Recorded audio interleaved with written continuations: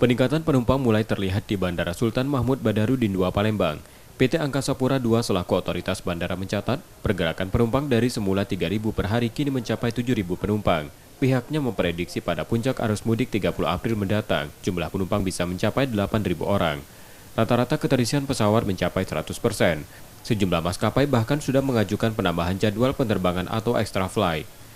Tingginya arus penumpang setelah pemerintah memperbolehkan masyarakat melakukan mudik dengan syarat tertentu.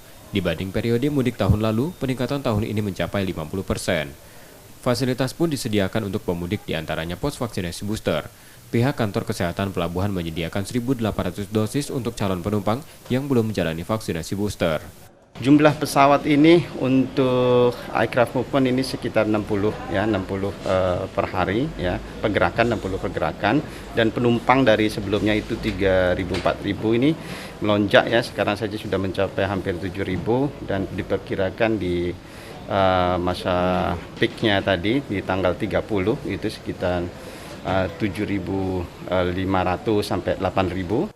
Antusiasme mudik kali ini dirasakan para perantau yang akhirnya bisa pulang kampung setelah sebelumnya dibatasi. Sejumlah persyaratan sudah mereka siapkan jauh hari, diantaranya vaksinasi booster bagi penumpang dewasa. Mau ke Surabaya. Sama siapa, Pak? Sama keluarga, sama saudara, sama anak. Oleh-oleh ya pastinya ya.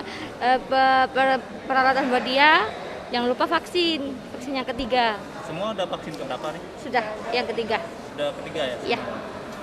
Pastinya ya, kita kan udah 2 tahun nggak mudik ya. Selain lepas kangen sama keluarga, kita juga semoga COVID-nya cepat hilang. Biar kita semua bisa hidup normal lagi. Para pemudik yang ingin menggunakan pesawat udara diminta membeli tiket jauh hari, serta membawa barang bawaan secukupnya.